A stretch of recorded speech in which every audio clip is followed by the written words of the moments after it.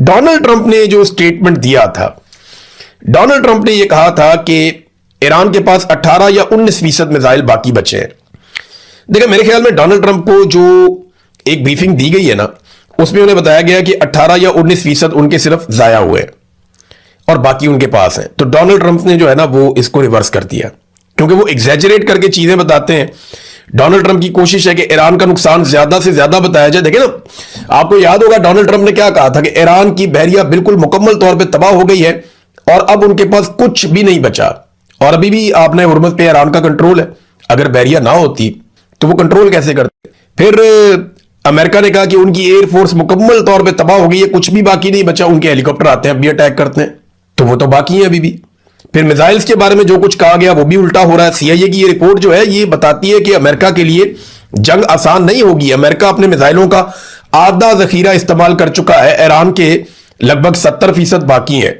तो ये एक अलार्मिंग सिचुएशन है। दोबारा लड़ाई लगती है तो डोनाल्ड ट्रंप के लिए, अमेरिका के लिए मजीद मुश्किलात होंगी। खासतौर पर देखें ना, अमेरिका के अंदर प्रेशर बहुत ज्यादा बढ़ता चला जा रहा है डोनाल्ड ट्रंप के लिए, क्योंकि वहां पे पेट्रोलियम मसनूआत की कीमतें बढ़ रही हैं। यहां इसके ऊपर एक रिपोर्ट भी आ गई है, बल्कि अमेरिका में सर्वे हुआ है और लोग काफी नाराज हैं डोनाल्ड ट्रंप से।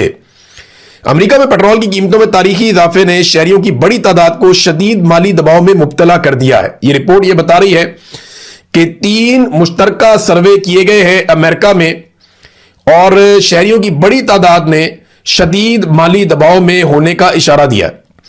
सर्वे में 81% अमरीकियों का कहना है कि ईंधन की बढ़ती हुई कीमतों ने उनके घरेलू बजट को मुतासिर किया है और ज्यादातर लोग यह समझते हैं कि डोनाल्ड ट्रंप इस सूरत हाल के लिए जिम्मेदार है।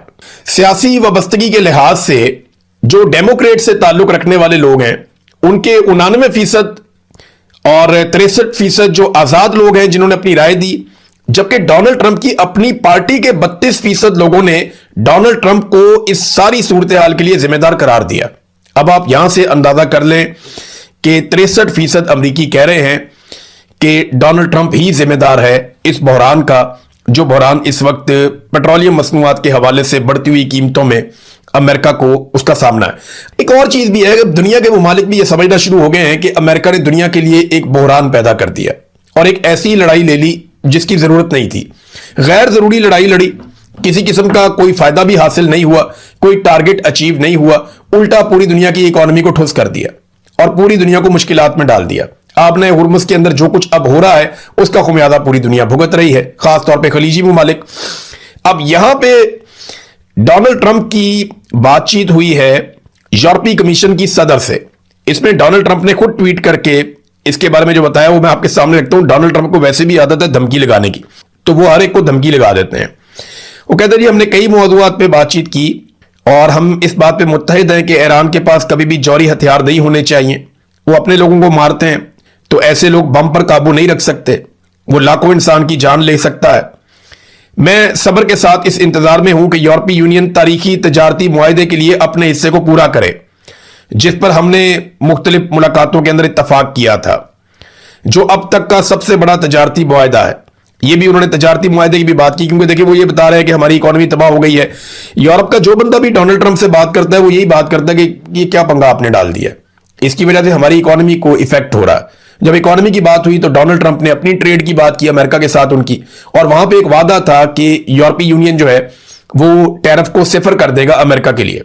तो उन्होंने कहा जी कि उसके लिए मैंने टाइम दे दिया कि हमारे मुल्क की 250वीं सालगिरह तक का वक्त मैंने डेडलाइन दे दी है यूरोपीय यूनियन को कि वो अपने टैरिफ को हमारे लिए सिफर कर दे।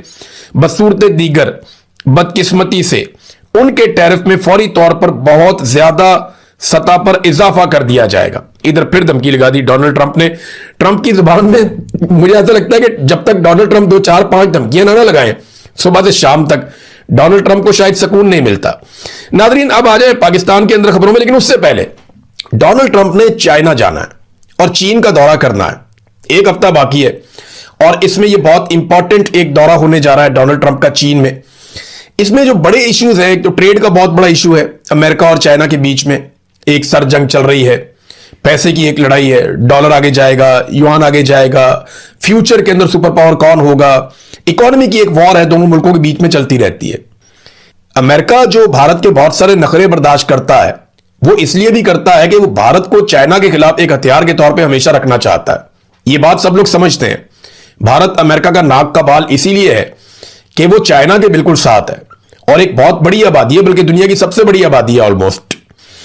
तो अब ये जो दौरा है इसमें तीन चीजें बहुत इंपॉर्टेंट होंगी। एक तो इकोनॉमी, एक बहुत अहम चीज आपने हुर्मुज़, और एक ताइवान। तो ताइवान के हवाले से चाइना ने फिर स्टेटमेंट जारी किया है कि अमेरिका और चाइना के बीच में जो ताल्लुकात हैं उनमें ताइवान एक सुर्ख लकीर है। चीन ये कहता है कि ताइवान हमारा है, जबकि अमेरिका ये कहता है कि ताइवान एक अलग आजाद मुल्क है और वो ताइवान को सपोर्ट करता है। इस पे एक वीलॉग बनाएंगे। देखिए बहुत सारे वीलॉग्स करने हैं मैंने आपको, बहुत सारी चीजें, बड़ी इंटरेस्टिंग इंफॉर्मेशन है, खासतौर पर शुमाली कोरिया के हवाले से कैसे चलता है, जनूबी कोरिया से कैसे मुख्तलिफ है और वहां लोग किस तरह जिंदगी गुजारते हैं, वो बहुत इंटरेस्टिंग एक सब्जेक्ट है। इसी तरह चाइना और ताइवान के बीच में क्या है, इस पे हमें जरूर बात करनी चाहिए। तिब्बत के मामला क्या है इंडिया और चाइना के बीच में, ये बहुत सारी ऐसी चीजें, माजी में हम बात करते थे इन चीजों पे, लेकिन ये सारे टॉपिक्स अभी डिस्कस नहीं हो पा रहे। खासतौर पे मैंने एक ग्रीनलैंड के ऊपर भी वीडियो करनी थी, मैंने आपको कहा था, लेकिन पाकिस्तान के पॉलिटिकल हालात ऐसे हैं, किसी एक जगह पे करंट अफेयर रुकता ही नहीं है। जो रुकेगा तो इंशाल्लाह हम सारी चीजों पे बात करेंगे। तो नादरीन, पाकिस्तान ने भी एक उम्मीद बांध ली है और मेरी इत्तला यह है कि पाकिस्तानी बहुत कोशिश कर रहे हैं, पाकिस्तान का मौजूदा रजीम, कि डोनाल्ड ट्रंप जब चाइना के दौरे पर आए तो कम से कम आधा घंटा, एक घंटा सिर्फ इस्लामाबाद में स्टे करके निकल जाए और पाकिस्तान को जरा इसकी कोई इज्जत मिल जाएगी और पाकिस्तान का मौजूदा रजीम जो है उसको इसमें बहुत सपोर्ट मिल जाएगी। देखिए, अगर ये डोनाल्ड ट्रंप का ये मामला तय हो भी गया पाकिस्तान की गवर्नमेंट के साथ, तो इसको खुफिया रखेंगे क्योंकि सिक्योरिटी बहुत फूल प्रूफ होनी चाहिए अगर डोनाल्ड ट्रंप पाकिस्तान आता है। बहरहाल इसका अभी तक तो कोई इनकार नहीं है, लेकिन पूरी कोशिश है कि कुछ ना कुछ करके डोनाल्ड ट्रंप को राजी किया जाए। अब तहरीक के लिए टाइम आगे बढ़ रहा है, तैयारियां शुरू हो रही हैं, हुकूमत ने प्रोपेगेंडा शुरू कर दिया। खासतौर पर जो इंसिडेंट हुआ एक दिन पहले रावलपिंडी में, उसको बुनियाद बनाकर तलाल चौधरी ने एक स्टेटमेंट दिया है जहां से एक नया खेल शुरू हो रहा है। तलाल चौधरी ने कहा कि माल रोड वाकया इस बात का इशारा है कि 27 सितंबर को भी ऐसा ही हो सकता है। आपको याद होगा पहले भी एक धमकी लगाई थी मोहसिन नकवी ने और अता तारड़ ने, इन्होंने कहा था जी एक हम छट्टा मारेंगे और इस तरह हम बंदे मार देंगे। उसके बाद उन्होंने बंदे मार दिए थे और उससे पहले बयानिया बनाना शुरू कर दिया था कि पाकिस्तान तहरीक इंसाफ कोई दहशतगर्द जमात है और ये आएंगे और आकर हमला कर देंगे और हल्ला बोल देंगे। तो 2 साल तक फिर कोई एहतजाज नहीं हुआ और इन 2 सालों में हुकूमत के पास फ्री हैंड था, सारा कुछ हुकूमत के कंट्रोल में था।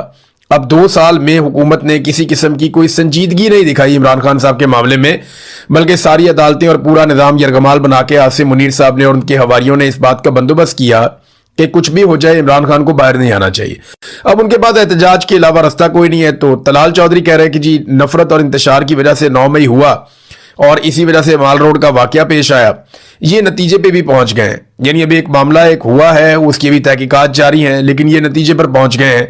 हुकूमत ने यह नतीजा अखज़ कर दिया और अपने टाउट्स के जरिए से ये बयानिया फैलाना भी शुरू कर दिया कि पाकिस्तान तहरीक इंसाफ एक इंतशारी जमात है और जनाब इन्होंने बंदे इकट्ठे किए हुए हैं और इनका बंदा मुसल्ला होकर GHQ पे हमला करने और कब्जा करने के लिए आ भी गया था। अब वो कोई ज़हनी मरीज ही होगा जो एक 30 बोर का पिस्तौल लेके और साथ में एक पाकिस्तान तहरीक इंसाफ का झंडा लेके और जो जरूरी सबूत हैं जिससे साबित हो सके कि ये बंदा पाकिस्तान तहरीक इंसाफ का, ये सारी चीजें लेकर वो GHQ पे जाके हमला कर देगा, ये तो मुमकिन नहीं लगता। लेकिन अब उसमें कुछ चीजें और सामने आ रही हैं। पाकिस्तान तहरीक इंसाफ ने, मैंने पिछले वीडियो में आपको बताया कि कौन कौन से झोल रह गए, यानी पूरी कहानी में बहुत सारे झोल हैं। ये तो तफ्तीश है, मैं क्राइम रिपोर्टिंग करता रहा हूं, मैंने बहुत ज्यादा नहीं की, लेकिन जो सीनियर क्राइम रिपोर्टर थे वो तो सर पकड़ के बैठे होंगे कि इनसे एक क्राइम हैंडलिंग नहीं हो रही। एक इन्होंने केस बनाना था पाकिस्तान तहरीक इंसाफ पे, ठीक से नहीं बन रहा। मुझे लगता है कि जो पुलिस और लॉ इन्फोर्समेंट है ना, वो अंदर से पाकिस्तान तहरीक इंसाफ के साथ मिले हुए हैं। जब भी पाकिस्तान की मिलिट्री एस्टेब्लिशमेंट कुछ भी बुरा करने लगती है पाकिस्तान तहरीक इंसाफ के साथ, तो वो इस बदनीयती के साथ करते हैं जो नीचे के अफसरान हैं कि उसमें इतने सारे झोल छोड़ देते हैं कि फिर बाद में सर पकड़ के सारे बैठे रहते हैं। मुझे तो ऐसे ही लगता है। अब ये एक प्रेस कॉन्फ्रेंस की है मुख्तलिफ इश्यूज के ऊपर शेख वकास अकरम ने, जो सेक्रेटरी जनरल है पाकिस्तान तहरीक इंसाफ के। GHQ के करीब जो हमला हुआ उस पर इन्होंने बड़ा कैटेगोरिकल अपना पॉइंट ऑफ व्यू पेश किया। GHQ के करीब सिक्योरिटी फोर्सेस की गाड़ी पर हमला करने वाला PTI का वर्कर था। वहां क्या हुआ हकायक सामने नहीं आए। हमने इस वाकये की मजम्मत की है। पाकिस्तान तहरीक इंसाफ दहशतगर्दी और दहशतगर्दों की मजम्मत करती है। हम हर तरह की दहशतगर्दी को मुस्तरद करते हैं और CCTV फुटेज की डिमांड करते हैं कि जनाब CCTV फुटेज सामने लेकर आए। अब असल मामला तो CCTV फुटेज में है ना, कि भाई ये बंदा कैसे आया, हमला करने के लिए कैसे तैयारी कर रहा था, झंडा इसने कहां पे छुपाया हुआ था, डंडा इसने कहां पे लगाया हुआ था, किस तरीके से ये बंदा जो है पीछा कर रहा था, अगर जीएचक्यू के अंदर दाखिल हो रहा था तो जीएचक्यू की तरफ जा रहा था, किसी और तरफ जा रहा था, हमला करने से पहले इसने तैयारी कैसे की, ये सारी सीसीटीवी फुटेज आपको नजर आ सकती है और आप देख सकते हैं। लेकिन सीसीटीवी फुटेज गायब कर दी गई। इस पे तलाल चौधरी जो स्टेट मिनिस्टर है दाखिला का, तलाल चौधरी ने स्टेटमेंट दिया और यह कहा कि सीसीटीवी फुटेज देने से तफ्तीश मुतासिर हो जाएगी, इसलिए सीसीटीवी फुटेज नहीं दे सकते। सवाल मेरा यह है कि पाकिस्तान में वो कौन सा हाई प्रोफाइल केस है जिसकी सीसीटीवी फुटेज आज तक मंजर-ए-आम पे ना आई हो। पाकिस्तान में बड़े बड़े खुद कुछ धमाके उतरे, उनकी सीसीटीवी फुटेज आ गई। पाकिस्तान में बड़े बड़े हमले हुए, उनकी सीसीटीवी फुटेज आ गई। हाई प्रोफाइल मर्डर्स हुए, जहां जहां पे मौजूद थी वहां से सीसीटीवी फुटेज आ गई। पाकिस्तान में जराइम को पकड़ने में सीसीटीवी ने बहुत मदद की और अब तो जो बंदा आया था हमला करने के लिए उसे कत्ल भी कर दिया गया। उसके खानदान बल्कि पूरी कौम को बुला के तफ्तीश भी कर ली गई। उन्होंने जाके बता दिया जी ज़हनी तौर पे नॉर्मल नहीं था ये बंदा और ये कमजोर आदमी था, ये स्ट्रेस मैनेजमेंट का इनका इशू है, इनकी फैमिली में और लोगों को भी ये प्रॉब्लम है और ये सादा बंदा था। तो पता नहीं अब वो किस चक्कर में आ गया और कैसे जाके उसने ये अटैक कर दिया। लेकिन मामला ये है कि सीसीटीवी फुटेज छुपाने की जरूरत क्या है? ऐसा क्या है जो आप छुपाना चाहते हैं? ऐसा क्या है जो आप बताना नहीं चाहते? ये बताना चाहिए, लेकिन जितनी देर ये छुपाएंगे उतने सवाल उठेंगे। बहुत मुमकिन है कि सीसीटीवी फुटेज ये मुकम्मल तौर पे साबित कर दे कि ये शख्स आया और इसका प्लान था कि ये जीएचक्यू के ऊपर हमला करेगा और जीएचक्यू पे कब्जा करने के बाद अवाम को कहेगा कि आओ आकर कब्जा कर लो, मैंने काबू कर लिया जीएचक्यू को। हो सकता है इसके दिमाग में ये हो और ये झंडा लेकर जीएचक्यू पे गाड़ने के लिए जा रहा हो पीटीआई का, कि मैं पीटीआई का झंडा जीएचक्यू पे जाके लगा दूं। बहुत मुमकिन है, ये भी हो सकता है, लेकिन सीसीटीवी फुटेज देना आप, उससे ये बात साबित करें। और अगर सीसीटीवी फुटेज में वाइस वर्सा कुछ और निकल जाता है कि ये मासूम आदमी था, कहीं और जा रहा था, कोई झगड़ा हो गया, वहां गोली चल गई और उसके अंदर ये मारा गया, तो ये एक अलग ही कहानी निकल आएगी। तो हम कुछ कह नहीं सकते क्योंकि हम वहां मौजूद नहीं है।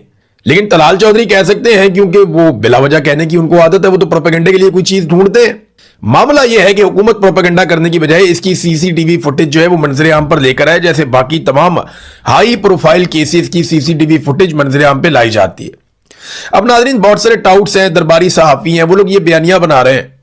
ज्यादातर जो एस्टेब्लिशमेंट के करीब समझे जाते हैं जर्नलिस्ट, वो ये बयानियां बना रहे हैं कि जनाब हुकूमत से मईशत नहीं चल रही, हुकूमत निज़ाम को नहीं चला पा रही, अवाम बहुत नाराज है, हुकूमत सियासत भी नहीं कर पा रही, लिहाजा एस्टेब्लिशमेंट हुकूमत को फारिग कर देगी। सुहेल वड़ाइच भी उन लोगों में से एक है और भी कुछ लोग हैं वो इस तरह की बातें करते रहते हैं। लेकिन मेरा एक सादा सा सवाल है कि हुकूमत तो हुकूमत चला ही नहीं रही। इस वक्त ना नून लीग हुकूमत चला रही है, ना पीपल्स पार्टी चला रही है, हुकूमत तो फील्ड मार्शल आसिम मुनीर चला रहे हैं। वजीर खजाना भी उनका है, वजीर दाखिला भी उनका है और बाकी वजीर सारे उनके घर पे पानी भरते हैं। वजीर आजम भी उनका है, वो हाथ से पकड़ के तो वजीर आजम को चलाता है, चाहे खाना काबा में क्यों ना हो, चाबी वाला वजीर आजम मिला हुआ है। तो आसिम मुनीर की रिस्पॉन्सिबिलिटी है। अगर पाकिस्तान नहीं चल रहा, पाकिस्तान की मईशत नहीं चल रही, पाकिस्तान के हालात बदतरीन हो रहे हैं, दहशतगर्दी बढ़ रही है, तो ये रिस्पॉन्सिबिलिटी आसिम मुनीर साहब की है। तो इस मरतबा हुकूमत को घर भेजने से बेहतर है कि एस्टेब्लिशमेंट अपने गिरेबान में झांके और उन लोगों को घर भेजे जो एस्टेब्लिशमेंट की जानिब से बैठ के हुकूमत चला रहे हैं। रिस्पॉन्सिबिलिटी तो उनकी है। इस मरतबा मलबा दूसरी तरफ डलना चाहिए। हर मरतबा सियासतदानों पे मलबा डाल के निकल जाते हैं। नवाज शरीफ इतना नालायक नहीं है जितना आप उसको बना रहे हैं। बेशक नवाज शरीफ ने बहुत करप्शन की है, बेशक नवाज शरीफ ने एस्टेब्लिशमेंट के जूते पॉलिश करके बार बार इक्तदार लिया, बेशक नवाज शरीफ ने अभी अपनी बेटी को वजीर आला और अपने भाई को वजीर आजम बनाने के लिए बहुत ज्यादा कंप्रोमाइजेस किए। बेशक नवाज शरीफ कितना भी नालायक हो, लेकिन इतना नालायक नहीं है ये जो अभी कर दिया पाकिस्तान के साथ। ये फील्ड मार्शल आसिम मुनीर और उनकी टीम का कारनामा है। हालात आप चेक कीजिए ना, मैं आपको एक चीज दिखाता हूं, बल्कि आपको सुनाता हूं। ये पाकिस्तान का वजीर दाखिला और वजीर खारजा ये दोनों है। ये दोनों ने टोपियां पहनी हुई हैं और कौम को टोपी पहना रहे हैं। ये एक वजीर खारजा है पाकिस्तान का और एक वजीर दाखिला है पाकिस्तान का। इसहाक डार जो नवाज शरीफ का दायां बाजू है और मोहसिन नकवी जो आसिम मुनीर का राइट हैंड है। अब इन दोनों की बातें आप सुने जरा। दोनों ने टोपियां पहनी हुई हैं और दाता दरबार पे खड़े होकर क्या कह रहे हैं, जरा इनकी बात सुने आप। अल्लाह ताला ने और फिर बुजुर्गान दीन ने मोहसिन नकवी साहब से ये काम लिया। मैं इस हवाले से दिल के गहराइयों से इनको मुबारकबाद पेश करता हूँ। एक चीज और ऐड कर लें कि आज से हमने ऑनलाइन नजराना भी शुरू कर दिया है कि अगर कोई शख्स लंदन बैठा है, अमेरिका बैठा है या पाकिस्तान से बाहर है या पाकिस्तान के अंदर, वो ऑनलाइन देख भी दे सकता है, चादर भी चढ़ा सकता है उसको। ऑनलाइन नजराना शुरू कर दिया, ये पाकिस्तान का वजीर दाखिला बता रहा है और वजीर खारजा कह रहा है कि ये सादत अल्लाह ताला ने और बुजुर्गान दीन ने ये काम जो है वो हमारे वजीर दाखिला से लिया है। वो कह रहे जी मैं इसमें ऐड कर देता हूं कि हम ऑनलाइन आप नजराना भी भेज सकते हैं। बरतानिया में, अमेरिका में, दुनिया में कहीं भी आप बैठे हुए वहां से आप चादरें भी चढ़ा सकते हैं ऑनलाइन और ऑनलाइन आप देखे भी चढ़ा सकते हैं। आप अंदाजा करें, ये पाकिस्तान का एक वजीर खारजा है, एक वजीर दाखिला है।